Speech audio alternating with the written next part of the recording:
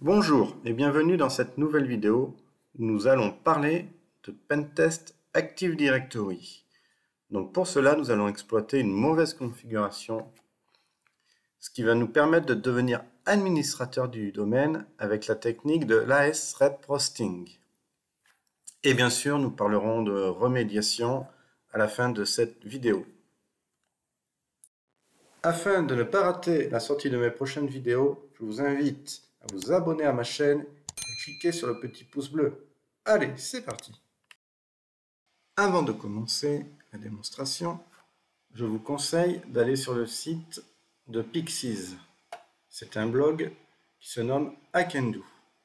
Dans ce blog, vous trouverez les explications du fonctionnement de Kerberos, du protocole Kerberos, mais aussi à quoi est due cette vulnérabilité qui est l'ASREP-Hosting. Pour résumer, elle est due dans le fait que la pro-authentification Kerberos n'est pas activée sur un compte. Place à la démonstration. Nous voilà dans la machine côté attaquant. Bon, bien sûr, on va imaginer que l'attaquant est déjà dans le SI, qu'il a déjà compromis un premier compte. Et maintenant, il va vouloir élever ses privilèges en devenant administrateur du domaine. Donc pour cela, je vais utiliser quelques petits outils. Bon, bien sûr, tout ça pourra être automatisé. Donc le premier outil que je vais utiliser, c'est Enum for Linux.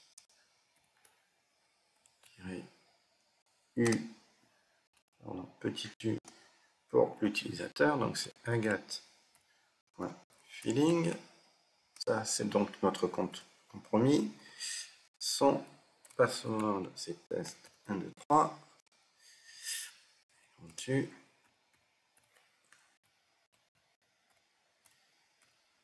L'adresse du contrôleur de domaine. Et là, nous avons tous les utilisateurs du domaine. Donc, pour que ça soit plus facile, nous allons les mettre dans un fichier. Voilà. Maintenant, on va faire des requêtes RPC sur le contrôleur de domaine. Donc avec RPC client tirer grand U, ce coup-ci agat filling et l'IP du contrôleur de domaine. On nous donne le mot de passe. Donc, la première commande va être d'énumérer tous les groupes qu'il y a dans ce domaine, comme on a fait pour les utilisateurs précédemment. Enum dom groups. Voilà. Alors, bien sûr, le groupe qui va nous intéresser, c'est celui-ci. Administrateur du domaine, c'est notre but. Donc, du coup, on va voir quels utilisateurs sont dans ce groupe.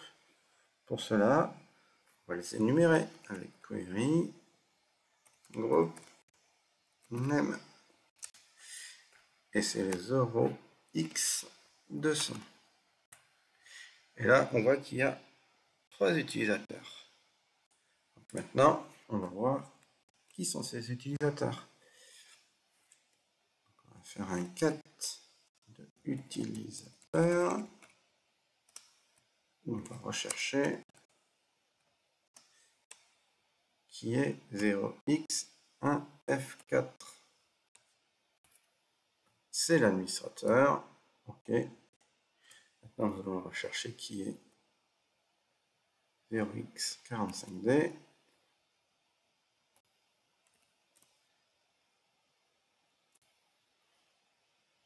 Pardon, personne. Et maintenant, 4EB. Ah, c'est l'utilisateur Jean-Kévin. Jean-Kévin est donc administrateur de domaine. Donc, maintenant, pour faire une demande d'ASREP, nous allons utiliser un outil de la série InPacket. Donc, avec cet outil, nous allons pouvoir extraire le TGT et essayer de craquer le mot de passe de l'utilisateur. Donc, c'est get np users.i. On va faire un -dc -ip du domaine avec request. Là, on va mettre le domaine qui est guiche.local notre utilisateur compromis et son mot de passe. Voilà. Là, on peut voir la srep du KDC. Donc, du coup, là-dedans, il y a le TGT et il y a le mot de passe qu'on va pouvoir craquer. Donc, nous allons refaire ça, mais nous allons mettre dans un fichier. Nous allons l'appeler H. Nous allons utiliser un autre outil qui va nous permettre de craquer ce mot de passe. H4-m. Hop, ici. Et c'est parti.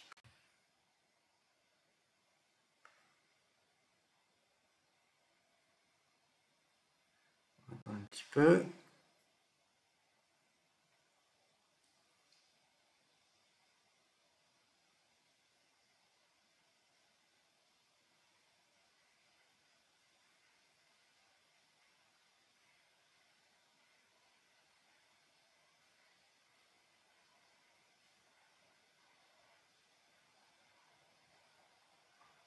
Ça prend un peu de temps, mais il devrait le trouver sans problème.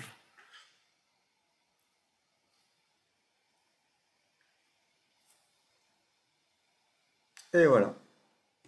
Résultat de H4, statut cracked.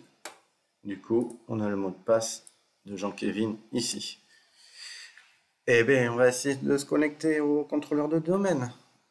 Et on va voir si ça fonctionne. Donc, on va utiliser evil winrm -utilisateur du coup Jean-Kévin. Son password c'est unmin 1, 2, 3 étoiles 172.16.1.1.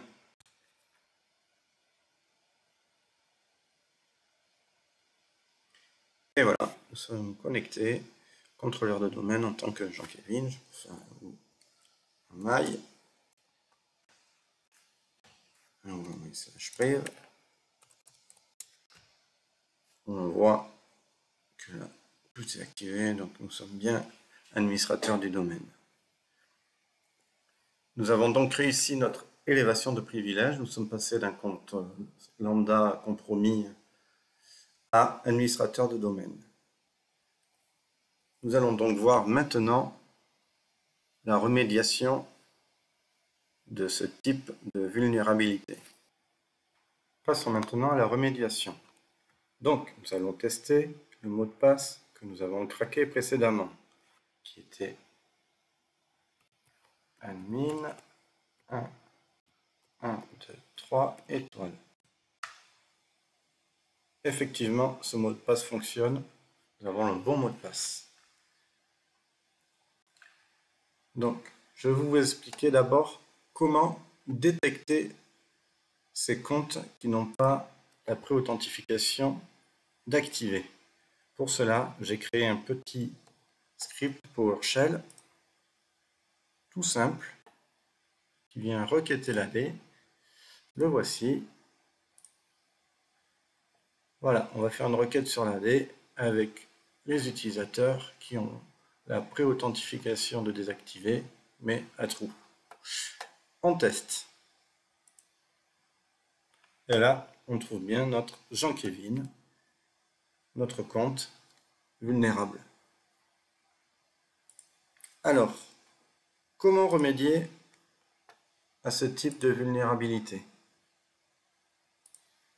Soit vous ne pouvez pas.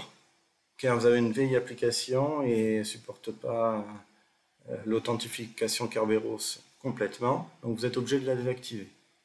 Dans ce cas-là, il est important d'isoler les utilisateurs.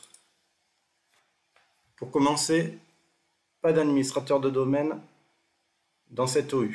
Vous allez créer une OU où vous allez placer les utilisateurs qui devront avoir la authentification désactivée. Cette OU devra vraiment être isolée. Le principe du moindre privilège. Pas d'administrateur de domaine dans cette OU. Et si vraiment vous le pouvez, mettez à jour l'application et à ce moment-là, il suffit de désactiver dans le profil compte la pré-authentification Kerberos. Et là, votre utilisateur n'est plus vulnérable. J'ai oublié une autre chose aussi très importante, les mots de passe. Vous avez vu, avec un mot de passe trivial, ça a été craqué très facilement. Obligez les personnes qui sont dans cette OU avec la pré-authentification désactivée d'avoir des mots de passe forts, minimum 13 caractères, avec bien sûr majuscules, minuscules, caractères spéciaux. Si vous faites ça, vous ne serez pas totalement protégé, mais il y a de grandes chances que quelqu'un arrive à devenir administrateur de domaine par le biais de cette vulnérabilité. Voilà, j'espère que cette vidéo vous a plu. Je vais faire d'autres vidéos sur d'autres vulnérabilités sur l'Active Directory. Donc, abonnez-vous à ma chaîne pour ne rien rater. Merci et à bientôt.